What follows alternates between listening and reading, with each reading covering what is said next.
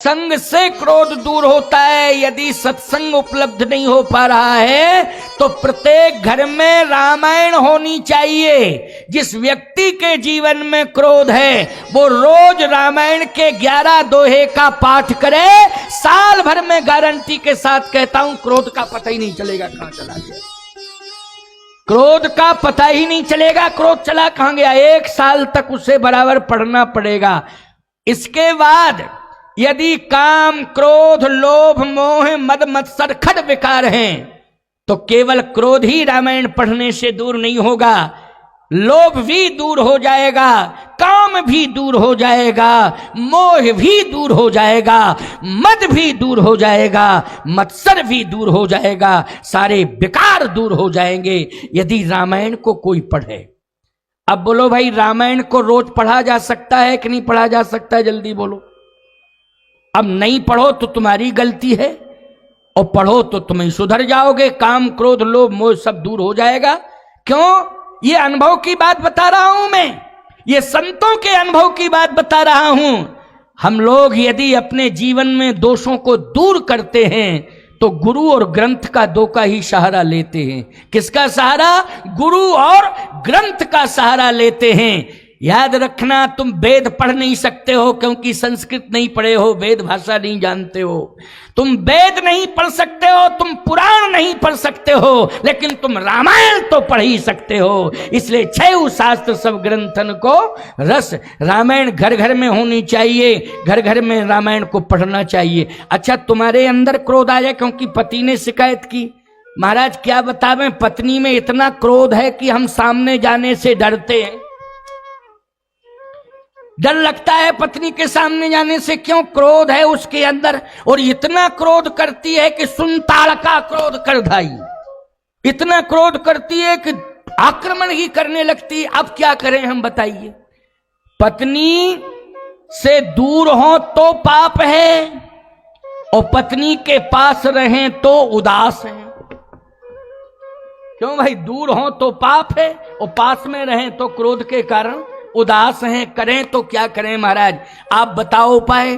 तो एक ही उपाय मैंने बताया है कि अगर पहले तो तुम रामायण को घर में पढ़ो, 5 दोहे का, 11 दोहे का पाठ करो, और यदि नहीं पढ़ सकती हो तो घर में काम कर रही हो किसी एक व्यक्ति को नियुक्त कर दो कि जोर जोर से रामायण वो पढ़े और तुम घर का काम करो, घर में वो रामायण पढ़े। तुम्हारे कानों में चौपाइयां यदि गूंजती रहेंगी तो तुम्हारे जीवन का भी क्रोध दूर हो जाएगा। अब तो इससे सरल उपाय अब हम नहीं बता सकते हैं, बोलो। और इससे सरल उपाय क्या बताते हैं? जल्दी बोलो, बता सकते क्या? इससे सरल उपाय नहीं है। इसलिए सरल उपाय मैंने बताया है। ये रामायण है जिसकी कथा सुन रहे हो तुम सब, सुन रही हो तुम सब बैठी बैठी। इसलिए अबाल वृद्ध नर नारी सभी से मैं समान रूप से कह रहा हूं, घर घर में रामायण होनी चाहिए और घर घर में रामायण का पाठ होना चाहिए। समस्याएं दूर हो जाएंगी। और सुन लो, रामायण पढ़ने से काम, क्रोध, लोभ, मोह, मद, मत्सर तो दूर हो ही जाते हैं। रामायण जिस घर में पढ़ी जाती है उस घर में दरिद्रता नहीं आती है। रामायण जिस घर में रोज पढ़ी जाती है उस घर में लक्ष्मी का वास होता है। इसलिए रामायण को जो पढ़ेगा धन की भी प्राप्ति उसे होगी। और तीसरी बात और सुन लो, क्या? रामायण जिस घर में पढ़ी जाती है, याद रखना, मैं ध्यान से सुनना मेरी बात को, नहीं तो सावधानी हटी और दुर्घटना घटी। तीसरी बात मैं आपको बता रहा हूं, चाहे जितनी कोशिश कर लेना, लेकिन तुम हनुमान जी को प्रसन्न नहीं कर पाओगे। तुम सोच रहे हो कि हम बहुत बढ़िया लड्डू ले जाएंगे 10-11 किलो या 51 किलो या 1 कुंटल, हनुमान जी प्रसन्न हो जाएंगे। तुम्हारे लड्डुओं के भूखे नहीं है हनुमान जी, याद रखना। तुम सोचो कि हम हनुमान जी के यहां जाकर के कई कुंटल फल समर्पित करेंगे, तो याद रखना हनुमान जी तुम्हारे फलों के भी भूखे नहीं हैं, तुम्हारे लड्डुओं के भूखे नहीं हैं।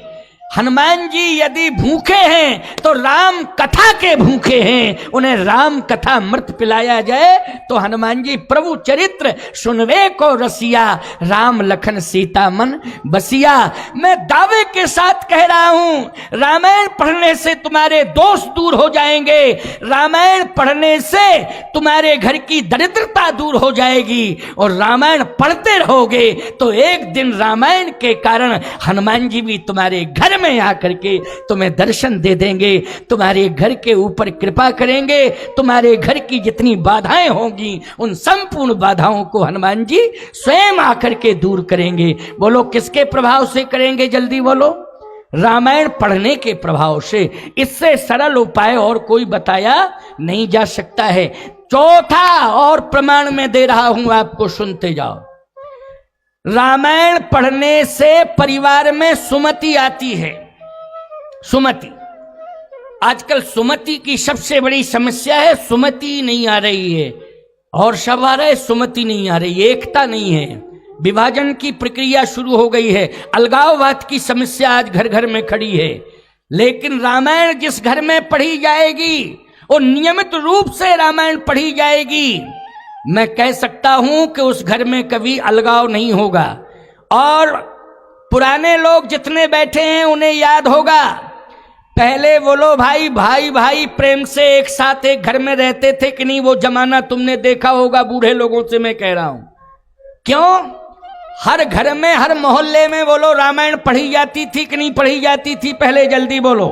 याद रखना, पुराने जमाने में हर घर में और हर मोहल्ले में रामायण पढ़ी जाती थी, और पढ़ी जाती थी तो उसका परिणाम क्या था कि भाइयों भाइयों में मर्यादा थी, माता पिता की मर्यादा का ध्यान रखते थे, बहू बेटियां भी अपनी मर्यादा का ध्यान रखती थीं, और सावधानी से कोई भी केस व मुश्किल की बात होती थी कि अदालत जाते थे, नहीं तो घर में ही निपटा लिए जाते थे। बूढ़े बुजुर्गों को बिठा करके समस्या का समाधान करा दिया जाता था। बोलो ये रामायण पढ़ने का परिणाम था।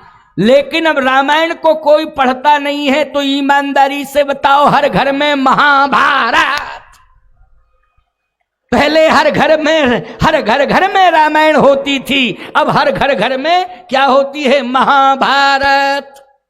इसलिए महाभारत से बचना है।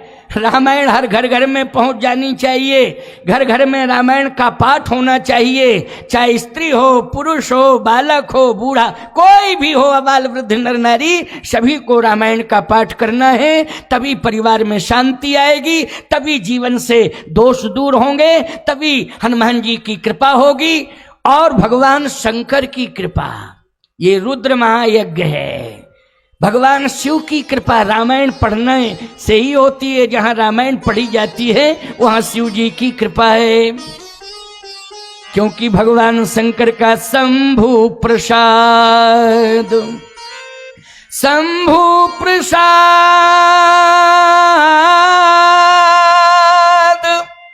सुमत ही हुलसी,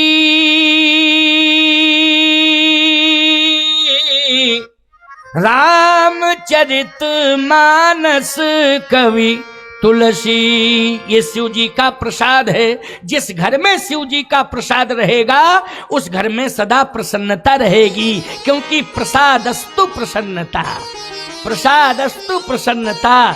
प्रसाद से क्या है? बोले प्रसाद से प्रसन्नता आती है, इसलिए प्रसादस्तु प्रसन्नता। जहां पर प्रसाद होगा वहीं प्रसन्नता होगी।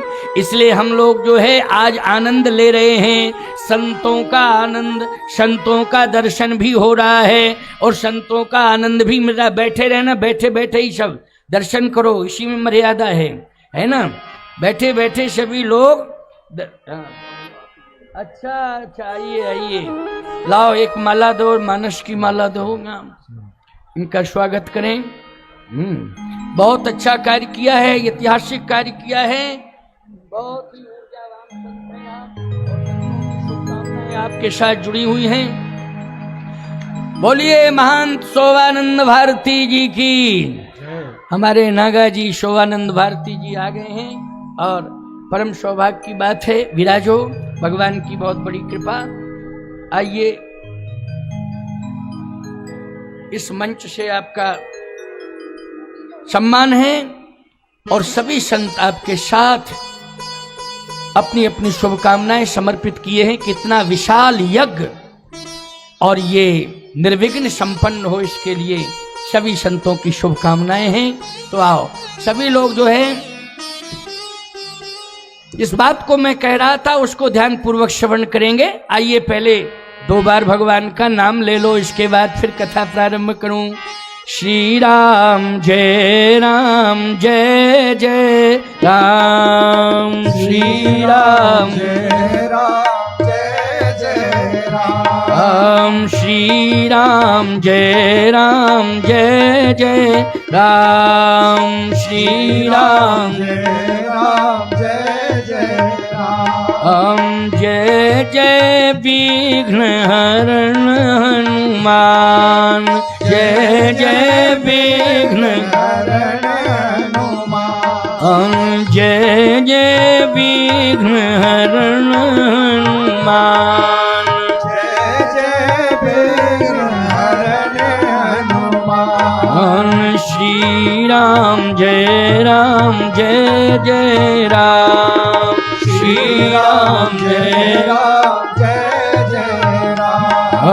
श्री राम जय जय राम, श्री राम जय जय राम, जय जय विघ्न हरण हनुमान, जय जय विघ्न हरण हनुमान, जय जय जय हनुमान गोसाई, जय जय जय हनुमान गोसाई, कृपा करहु गुरुदेव की नाई, कृपा करहु गुरुदेव की नाई, कृपा करहु गुरुदेव की नाई, कृपा करहु गुरुदेव की नाई, श्री राम जय जय राम, श्री राम जय जय राम, श्री राम जय जय राम, श्री राम जय जय राम,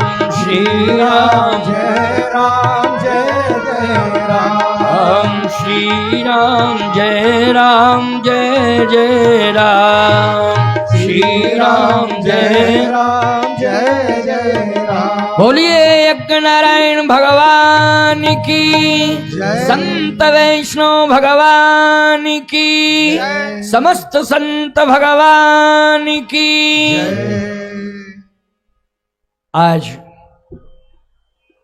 जिस तपस्वी के द्वारा इतना बड़ा समरसता महाकुंभ संपन्नता की ओर जा रहा है, आज द्वितीय दिवस में प्रवेश कर रहा है, ऐसे महंत शोभानंद भारती जी, जिनके त्याग और तप की चर्चा मैं पूर्व में कर चुका हूं, वो मंच पर विराजमान हैं।